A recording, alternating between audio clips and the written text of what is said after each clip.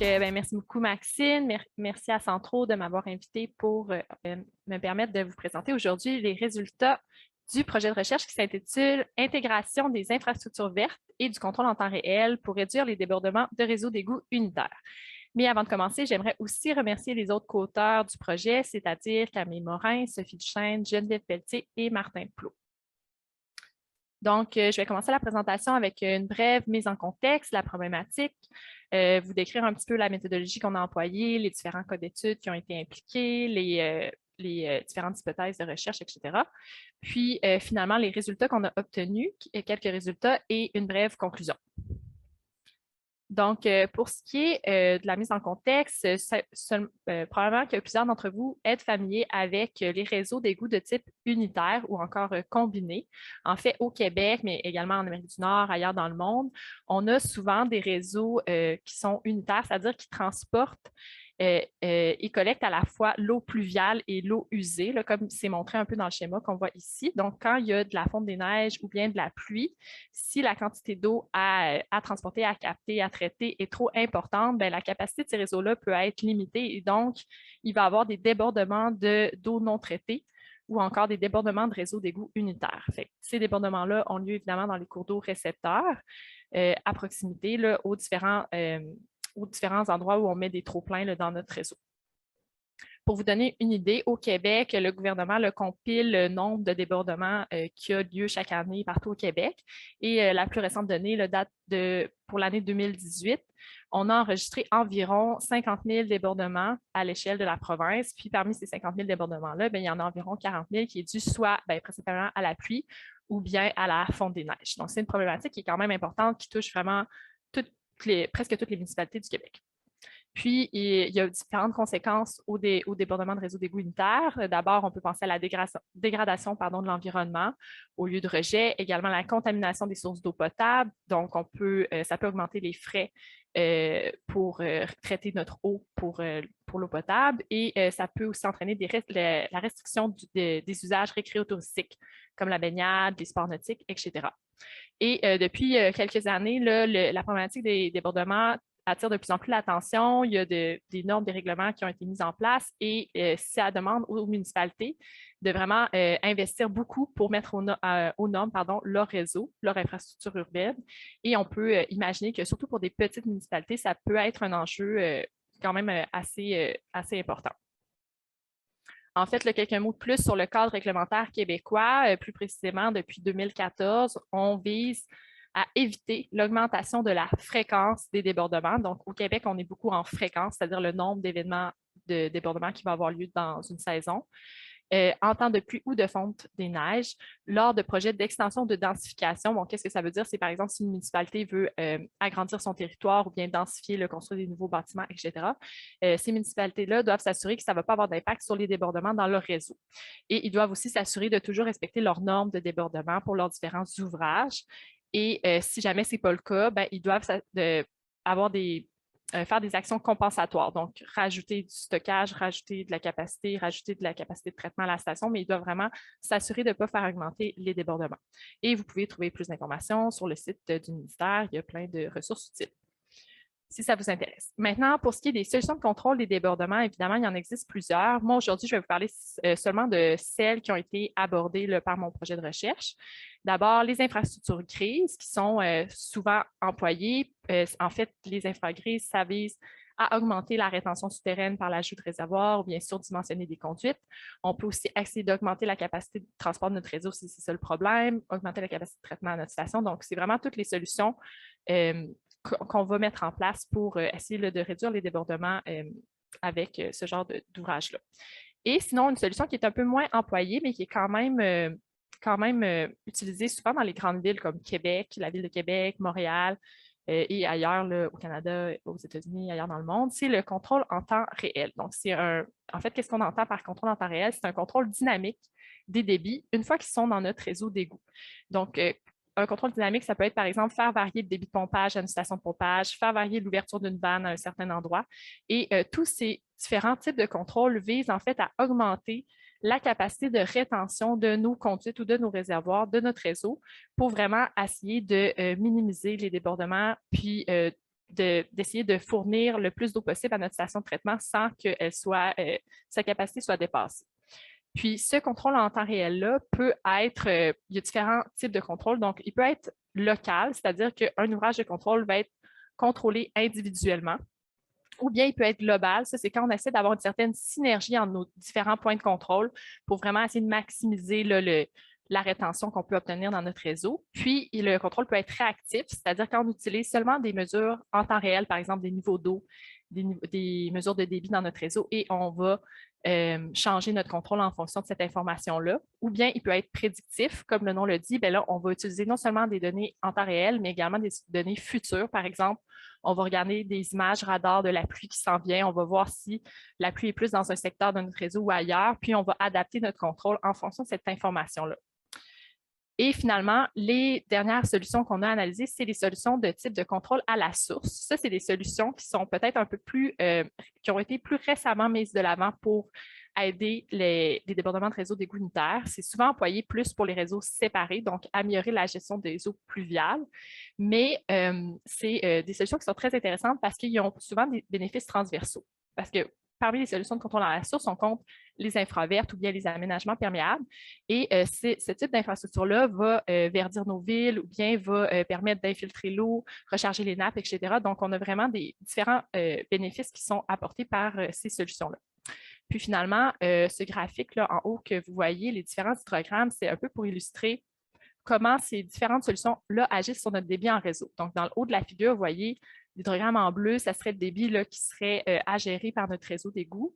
Puis, avec les infravertes, on vient infiltrer et évaporer une certaine portion de ce débit-là. Donc, on vient réduire notre débit et au bout du compte, là, comme on voit à droite, on évite le débordement. Tandis que pour les deux figures du bas, quand on a des infragrises ou bien du contrôle en temps réel, notre débit, notre volume d'eau total à traiter ne va pas nécessairement être diminué, mais on va essayer de mieux distribuer dans le temps la pointe de débit pour éviter encore une fois les débordements.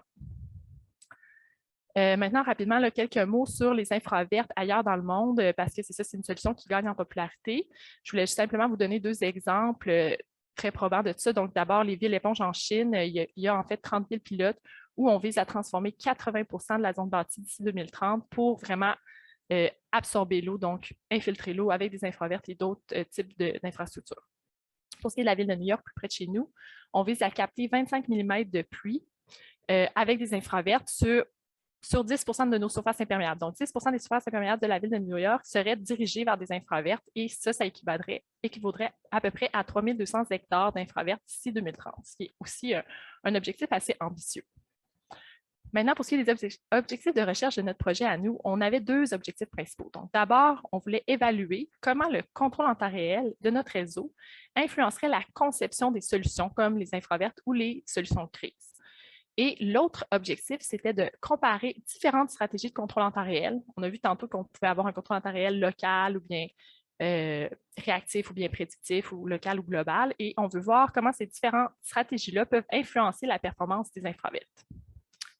Pour arriver à ça, on avait deux cas d'études. Donc, le premier cas d'étude visait à répondre à la première question. C'était un sous-secteur de Thetford Mines, une assez petite municipalité du Québec, pour moins de 200 hectares pour ce sous-secteur-là, 30 imperméable. Et la particularité, c'est qu'il n'y avait aucune solution mise en place. Donc, c'est parfait pour tester l'impact de différentes solutions. Et on avait 6 ouvrages qui étaient problématiques. En fait, leur fréquence est très élevée, environ 50 débordements par saison. Donc, pratiquement à chaque fois qu'il pleut, il y a un débordement. Et on voulait réduire cette fréquence-là à 7 débordements par saison. Donc, vraiment réduire de beaucoup les débordements. Et on avait également disponible 9 années de données pluviométriques aux 5 minutes, ce qui était assez intéressant pour ensuite tester l'impact des solutions à plus long terme. Notre deuxième cas d'étude qui visait plutôt à comparer différents types de contrôles. Donc, on a vraiment un réseau différent. C'est l'intercepteur sud de Montréal, un très gros territoire, 17 000 hectares, 43% imperméable. Là-bas, il y a déjà des solutions. Donc, il y a 150 000 m3 de réservoirs qui sont en place.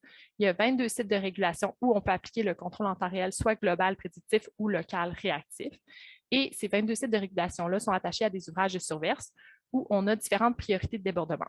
A étant la priorité la plus importante, donc on ne veut vraiment pas déborder aux ouvrages A. Et F étant la priorité la moins importante, donc si on a à déborder, on va déborder à ces ouvrages-là, idéalement en premier. Et comme c'était un peu plus complexe de simuler le contrôle en temps réel global prédictif, dans un aussi gros secteur, le Montréal, on a utilisé seulement 2 mois de données pluviométriques plutôt que 9 années comme le cas d'étude précédent.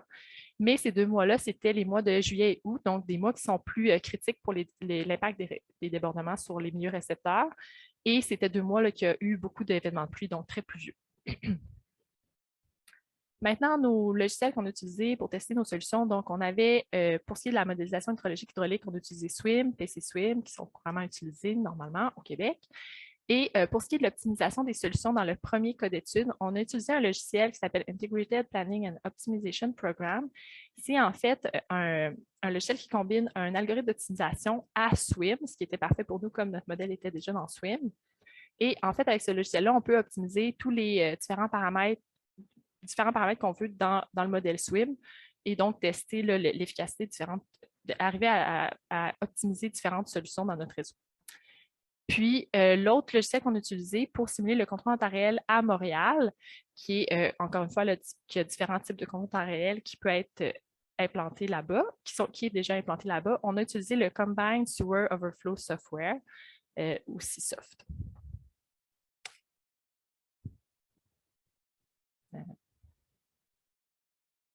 Pardon.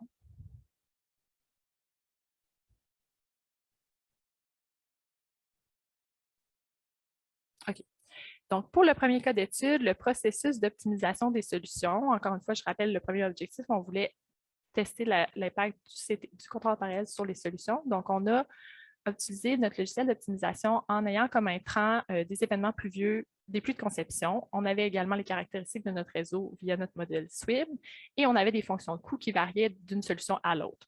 Puis, on a combiné ça ensemble pour faire l'optimisation intégrée afin de minimiser les coûts qui devaient être déboursés pour développer les solutions qui évitaient les surcharges et les débordements pour nos pluies de conception. Et ces solutions-là, c'était en fait, les paramètres qui étaient optimisés, c'était en fait les paramètres des règles de contrôle en temps réel pour convertir certains ouvrages dans notre réseau en ouvrages de régulation contrôlée en temps réel.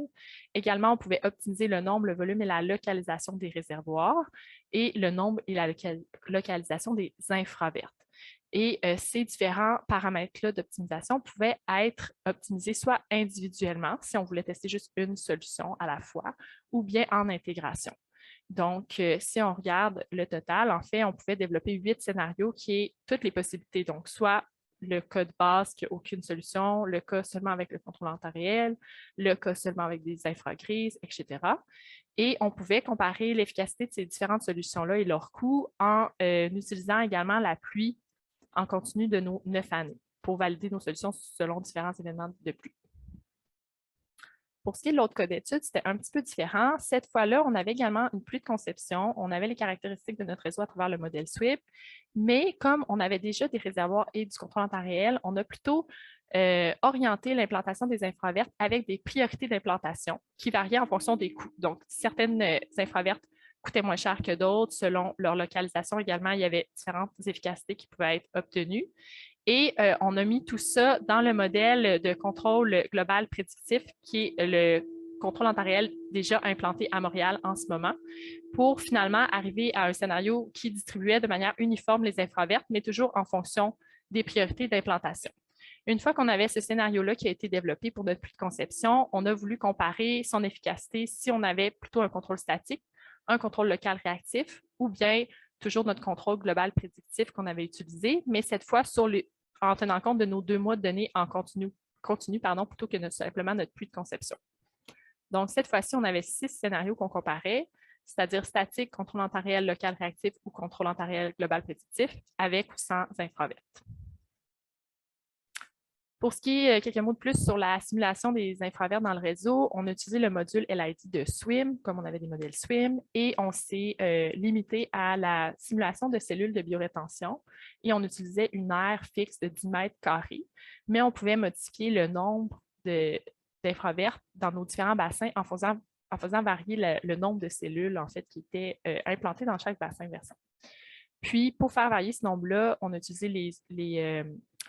les techniques que j'ai parlé précédemment là, pour optimiser les solutions ou bien distribuer les infravertes, mais on a également respecté le nombre maximal qui pouvait être implanté dans chaque sous-bassin en fonction de l'analyse spatiale qui a été effectuée préalablement. Donc, cette analyse spatiale-là était un peu différente d'un cas d'étude à l'autre, mais c'était assez similaire. Donc, on regardait des données comme, par exemple, l'occupation du territoire, le type de sol, son risque de contamination, le pourcentage d'imperméabilité des bassins, des pentes, etc. On s'est également servi de guides, de plans d'action et d'études qui avaient été faits par les villes ou le gouvernement pour c'est ça, déterminer nos nombres d'unités maximum dans chaque bassin. Puis, pour ce qui est un peu plus de détails sur la conception des infravertes là, dans le modèle SWIM, donc dans SWIM, les unités ont 10 mètres carrés, mais ils ont différents étages. Donc, les paramètres de conception qui définissaient chacun de ces étages-là dépendaient des normes CSA là, qui sont très récentes sur les cellules de biorétention, les données de terrain qui avaient été obtenues par d'autres études qui avaient été faites à l'Université Laval sur les infravertes et également la littérature SWIM là, pour les quelques paramètres qui nous manquaient. Maintenant, pour ce qui est des résultats, pour ce qui est du cas d'étude 1, donc, je rappelle, on voulait comparer différentes solutions. En fait, il y avait 8 scénarios au total. C'est ce que vous voyez ici. Et on compare dans ce graphique-là les volumes débordés totaux pour tous nos ouvrages qui étaient problématiques dans notre réseau pour nos 9 années de pluie. Donc, on peut voir qu'en fonction, évidemment, des solutions qu'on met en place, les volumes totaux débordés vont varier. D'abord, la ligne noire, c'est le scénario de base. Lorsqu'on n'a aucune solution en place, évidemment, c'est là qu'on déborde le plus souvent, pas le plus souvent, mais pour les plus gros volumes. Puis, vous voyez qu'avec le contrôle en temps réel, on réduit presque de moitié nos volumes débordés, mais c'est vraiment quand même très élevé encore. Puis, c'est vraiment quand on rajoute soit des réservoirs ou des infravertes qu'on vient vraiment réduire beaucoup les volumes débordés. Et on peut voir qu'il y a deux scénarios qui semblent se démarquer un peu plus, c'est-à-dire le contrôle en temps réel combiné aux infragrises et vertes et le contrôle en temps réel combiné simplement aux infravertes. Par contre, comme au Québec, on regarde beaucoup les fréquences, pas nécessairement les volumes, bien, on a aussi compilé la fréquence maximale qui avait été obtenue sur les 9 années pour chaque ouvrage de notre modèle. Donc, pour notre cas d'étude, on avait 6 ouvrages. Et là, on peut voir la fréquence de débordement. Donc, le cas de base, évidemment, sans solution, on a vraiment une fréquence très élevée de débordement pour tous nos ouvrages. Avec le contrôle en temps réel, on a encore une fréquence qui est très élevée, même si on a diminué nos volumes et dans plusieurs cas, diminué notre fréquence. Puis, pour les autres scénarios, souvent, on respecte la norme de cet débordement qu'on voulait atteindre, mais on peut voir, là, particulièrement pour le cas où on a mis seulement des infravertes sans aucun contrôle en temps réel, il y a 3 ouvrages où on n'y arrive pas du tout. En fait, c'est parce que l'espace des infravertes était assez limité dans ces bassins-là. Et donc, oui, on réduisait les volumes globaux, totaux débordés, mais pas la fréquence. Donc, c'est-à-dire qu'il y avait beaucoup, la fréquence restait élevée, il y avait beaucoup moins de volume débordé, mais la fréquence restait élevée et ne respectait pas la norme pour ce ouvrage. Et finalement, même si le contrôle en temps réel avec l'infravert performait super bien précédemment, on peut voir que pour un ouvrage, pour une année, il y a un dépassement de la norme, c'est assez faible, mais je tenais quand même à le mentionner.